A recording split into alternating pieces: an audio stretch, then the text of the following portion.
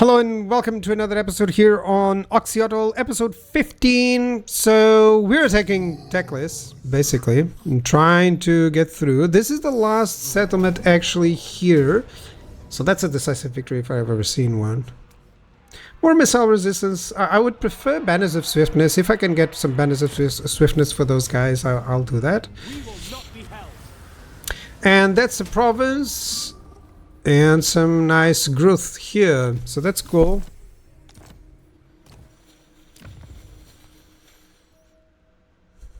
Yeah, do I have any specific buildings? No. I think I want this one to develop first, the school carvers. Yeah, and I want to demolish that. There we go. So Oxyotl, I think I can teleport him. I think I'm gonna do the worst, and I'm gonna teleport him where I shouldn't actually, but that's my problem. So I should defend the settlement first and then go to the other one. Okay, I didn't. So I was speaking in terms of the past. Like I'm already on another different episode, and I'm recording this now. So I wasn't clear whether or not. That's a very easy army to ambush. I mean, yeah, and I even have the settlement garrison. Oh please. That'll be very easy. No point. Let's just auto this. Because it is an ambush. If it was an ambush, maybe I would fight. So yeah, destroy that chaos. I got some blessed skinks, which is always nice. There's nothing that I can capture here. It's so bad that I actually didn't. You know, the order is like winning everywhere, and where it isn't, it's difficult for me to fight. So yeah. I'm gonna go over here. Always station the lords if you can for extra power, let's say, for extra control. Okay, some garrison. Always need those. And now, yes, everything seems to be clear in the red line and blue line. And let's go for predatory fighter. And now I'm gonna go into the melee line. So Oxyotl is gonna start doing a little bit more damage. Of course, Oxyotl is off. So I might as well just go back to defend. I gotta be careful here. Oh, I wanted to check on that location. So likely he's gonna attack me here. So as long as I'm not under attack by those Slanesh ones, should be fine. Heralds of Ariel, yeah, they only have 4 settlements, so we might as well steal some stuff from them while they're alive. They're not alive. And they just spot that Valkyria was already there. Man, Valkyria must be dominating. So we're gonna have a very late game Khorne versus, or Dark Elves versus the Empire stuff, you know. This is absurd. You cannot deceive the deceiver. Alright, Oxyotl did just fine. We're recruiting some stuff. So basically, I returned here and I fought the battle. So, yeah, it was a Pyrrhic victory. It was fine. But now I have the Thunderous One, the Ancient Stegadon, which he has the bombardment if he's engaged in melee. So this is definitely the sort of front line that you would want to have. So yeah, I'm kind of sad that I still haven't gotten too many places here with the landmarks, because these landmarks are perfect. I really wanted Oxyotl, but yeah, I'm gonna need to confederate as soon as possible. As soon as I confederate to Henhaween and Gorok, it's a mass fest, because I'll confederate them and it's just a snowball effect later on, you know. Yeah. I'm just checking who is in the worst part. Whistle and Linol is scary, man. They're getting scary, actually. Yeah, they're getting scary. So we're gonna have a late game fighting the Empire. That's gonna be a mess. So over here, I'm gonna try to ambush. Definitely, I need to get some ambushes going here. And if I manage to get a nice ambush or even force just a 20 on 20 battle, which is exactly what I want, I should be fine. He's gonna likely recapture some places because Oxyotl is coming back, and there's this situation where he's sieging me up. I think I can just auto that one as well. Let's get some more income. And yeah, the Star Tower. Let's go. What can I get? Definitely some more oracles.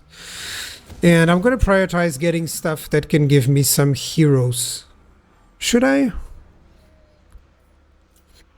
Because you can always go for star chambers and anything that gives you for, you know, recruitment rank or gives you, or the geometric web. Yeah, I got to go with the geometric web here. Because I have the awakening. As long as I have capitals, I can use the geometric web. And then I have some defensive alliances and they'll improve it. So what can you get in terms of units? I think I would get the blessed units always. But I kind of want some skirmishes. You know, definitely Nagash. Look how fast the followers of Nagash are expanding. You know, it's really, they destroyed Camry really fast. Faster than I went after Teclis, honestly. So I want Cloaca to reach there, and it's difficult because, I mean, he's full of garrisons everywhere. Yeah. I follow siege alone. And I think I can fight against that.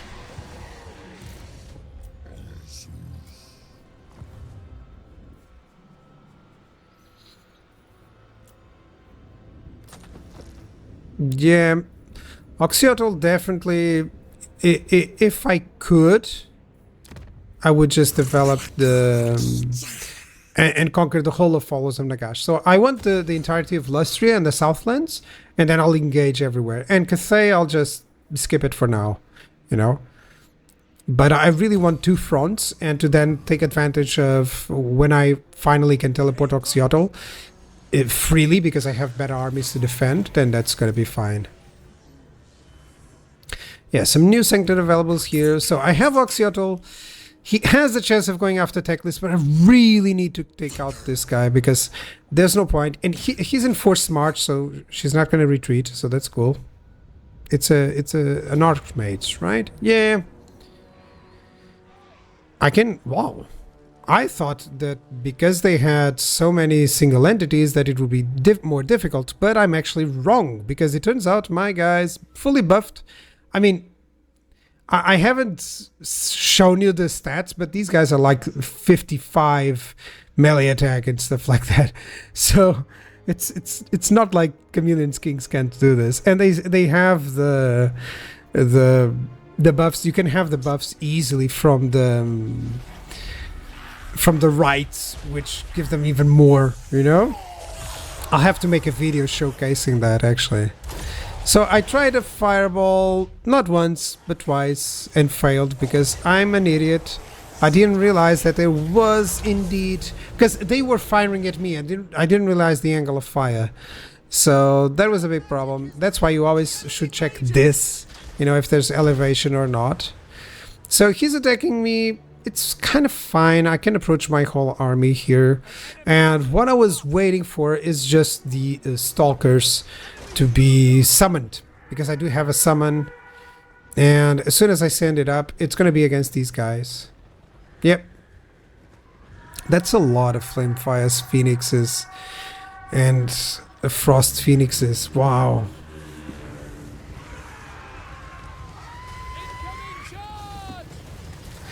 Yeah, there we go. We can at least take care of the Eagle Claw Bolt Thrower and do some damage here to the point that I can approach. And that's a good thing about the Lizard Man. They're actually quite fast, you know.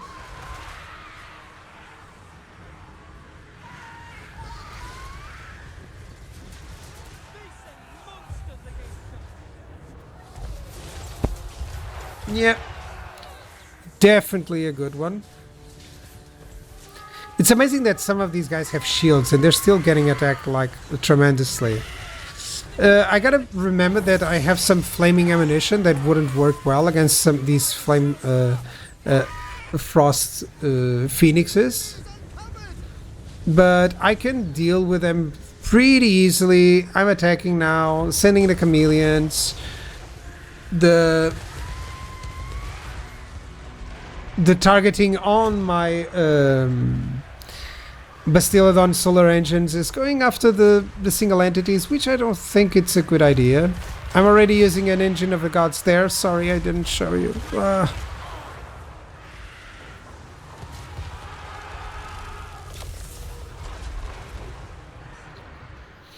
Yep.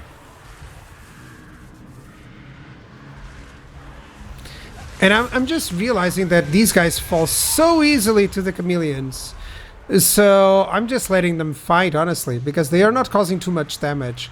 I think most of the damage is circumstantial. So like the frost phoenixes, their ability to slow me down is powerful, but it not on a doomstack like this, especially for the AI.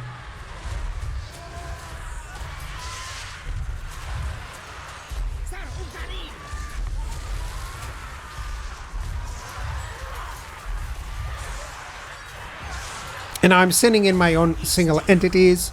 That should be fine to deal with them. I mean, look at this. She arrives and definitely that Phoenix arrives and definitely I can deal with it.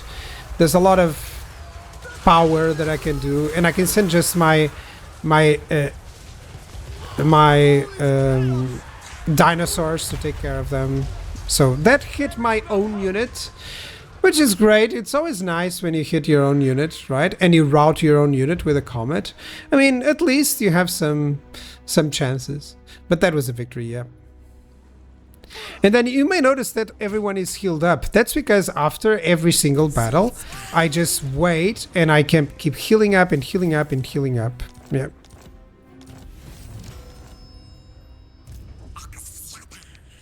Yep. Let's go for it. What should I go? Definitely some anything to do with his ability to shoot.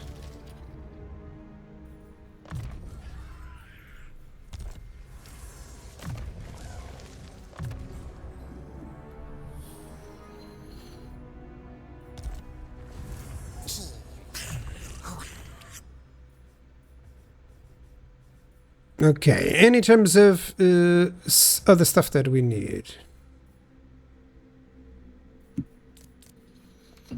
I think I'm always going to fuse from now on. It's just such a good change from this. I think only in the arcane items and the enchanted items is where you can get some nice stuff, even on like this, you know, the Carnosaur pendant. Of course, heal is kind of a little bit better. You know, so now Oxyotl is fully prepared to go and take on Teclis. Likely will be on the next episode, but we'll see. We'll see. It depends on where they move and if he runs away. That's always a possibility.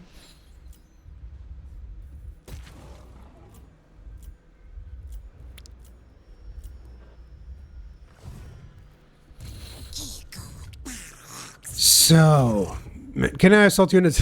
10%. Okay, let's try it out. Let's have a critical failure.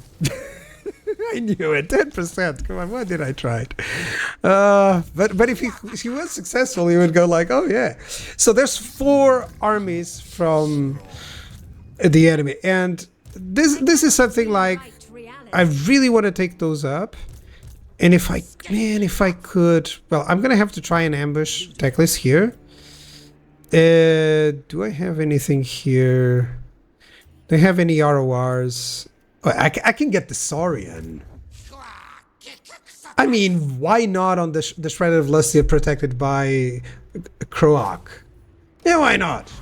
I'm already gonna have the I'm not gonna give him the skill points, but he can go on this army until later on when I need the skill points for his. So let's ambush here, and let's let... Should I let Teclis go and move over there? That's a lot of cavalry, actually. Should I ambush here? Maybe I can do this. Maybe I can do this. This is dangerous, by the way. This is not something that I would recommend. I would recommend that you decide if you go with Oxyotl against Teclis or not, and then see things, you know? I could even get peace, which wouldn't be bad because I actually dominate the area that I need, and that, but I don't want 10 turns to pass before I can finish them off. So I want to finish him off. Let's go for it. Next episode. Bye bye.